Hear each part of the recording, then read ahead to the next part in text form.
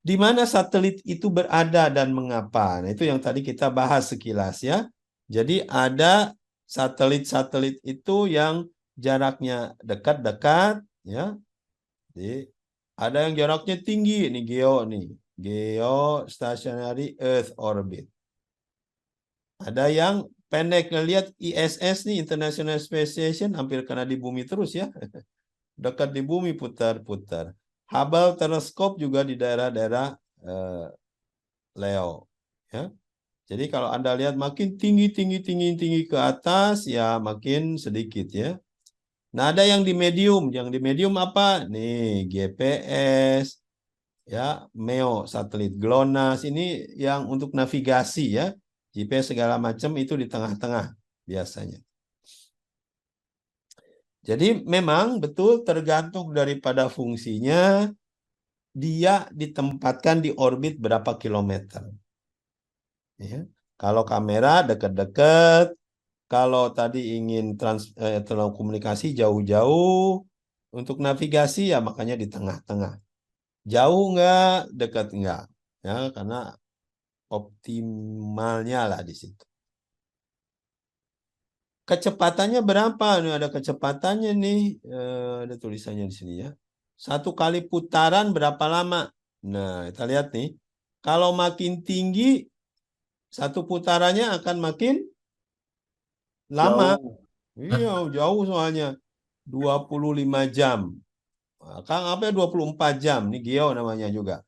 Berarti satu putaran 24 jam, sedangkan bumi berputar 24 jam. Jadi terus aja di atas bumi. Ya, kalau ini Jakarta ya terus aja di atas Jakarta karena putarannya sama dengan putaran satelit.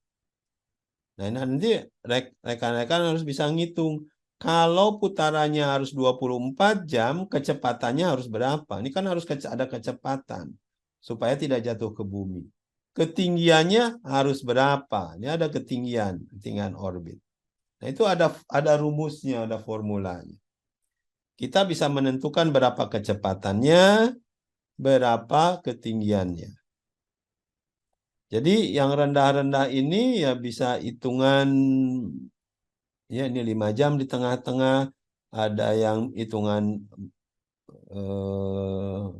1 jam, ya. Coba bayangkan satu putaran 1 jam, berarti 24 putaran ya dalam sehari.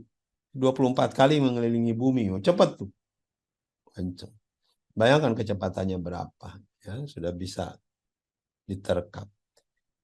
Kalau Ada yang orbit Leo, apa saja? Tadi kita bilang Pak, ya, ada kalau yang orbit. Leo nanti kecepatannya sama dengan Geo gimana, Pak? Kalau yang Leo kecepatannya sama Geo. Nah, Kita 24 juta misalnya. lihat ya. Berarti kan pelan ya, Iya, jatuh ke bumi. Jadi karena kecepatannya kurang cepat, jadi ketarik ke bumi, gravitasinya terlalu besar. Nggak bakal nggak bakal muter terus gitu, Pak. Jadi harus lebih kenceng dari itu, jauh lebih kenceng. ya untuk melawan gravitasinya itu, Pak ya. Iya, betul, untuk melawan gravitasinya itu. Jadi harus kenceng-kencengnya. Nah, kencengnya berapa itu bisa hitungan mah 20, mah 30 itu, Pak. Kalau mah ya, berarti kan ribuan. Anggap aja 1 mah 1000 kilometer yang mudahnya ya. Berarti 30 mah itu 30.000 kilometer per jam kecepatannya. Ya. Cepat sekali. Ya harus begitu. Tapi nggak apa-apa cepat juga karena ya makin atas makin nggak ada udara. Ya. Makanya jangan dekat-dekat bumi. Kalau dekat-dekat bumi ada dua. Dia kena friksi, kena atmosfer, dan gravitasi. Jadi ada minimumnya ya. Nggak terlalu pendek, tapi nggak terlalu jauh. Nah, selain orbit-orbit tadi, Leo, Geo, sama Meo, ada juga orbit-orbit yang kalau kita bilang, ada yang selalu mengelilingi Katulistiwa. Nah, ini muter ini nih. Ini Katulistiwa muternya. Ada yang selalu mengelilingi kutub. Ada yang diantaranya. Ya. Jadi ada yang namanya beda-beda. Ini hanya memberi nama supaya oh dia itu muternya di mana, tahu. Geostationary orbit. Nah, itu namanya geostasioner, berarti selalu di atas bumi, kecepatannya 24 jam satu kali putaran. Ya. Ketinggiannya berapa? Anda lihat 35.000 kilometer. Jauh sekali tuh. Ya. 35.000 sekeliling bumi berapa?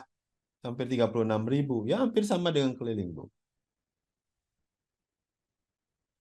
Lalu ada yang namanya sun synchronous orbit.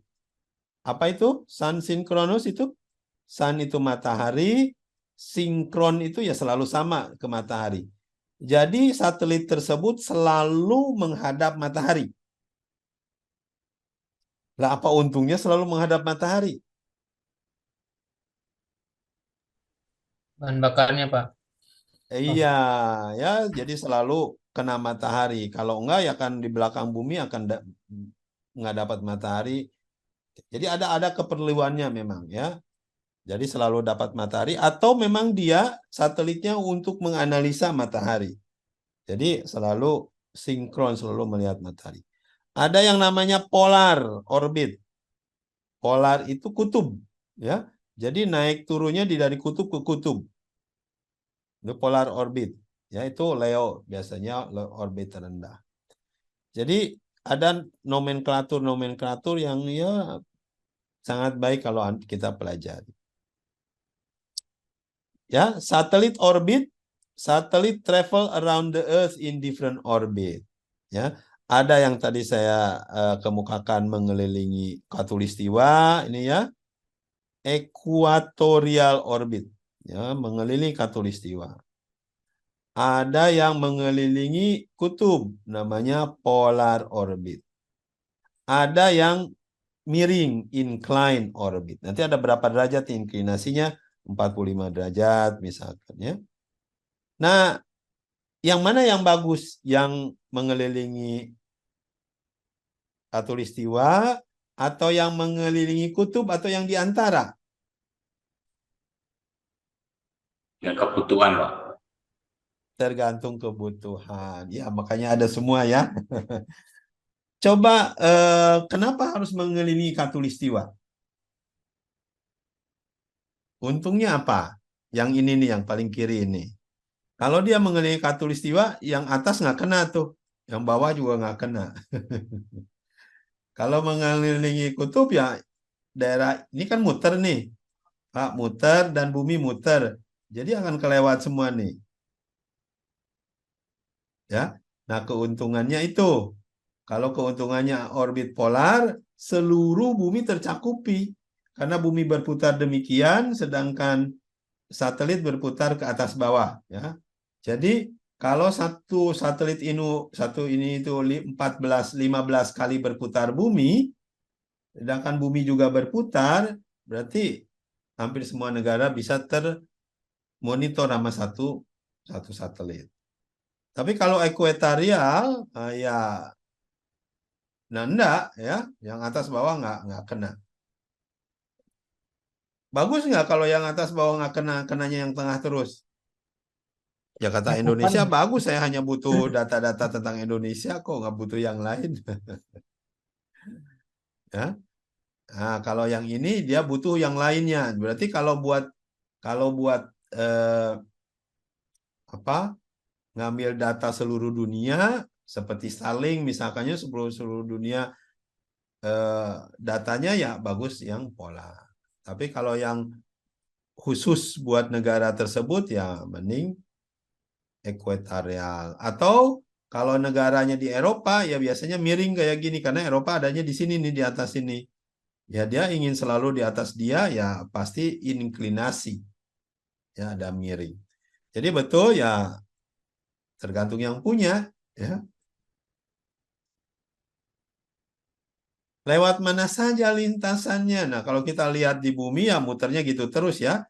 Tapi kalau diplot di peta bumi ya kayak gini muternya satelit itu ya. Jadi ada garis-garisnya kayak gini. Kalau lihat dulu di berita suka ada tuh gambar gini ya. Ya, ini gambar trayektori kalau dipetakan di bumi. Nanti kita bisa lihat di sini. Berarti ini lewat Indonesia enggak? Ya dilihat aja satelitnya, ini Indonesia nih. Oh iya, satelitnya lewat Indonesia berapa kali? 1 kali. Hanya ini aja berapa lama dari sini sampai sini. Bisa dihitung berapa jam. Jadi kalau mau lihat satelitnya ya berarti jam, misalkan jam 6 sampai jam 8 pagi. Pastikan jangan malam nyampe Indonesia, karena kalau malam ya nggak bisa lihat ya.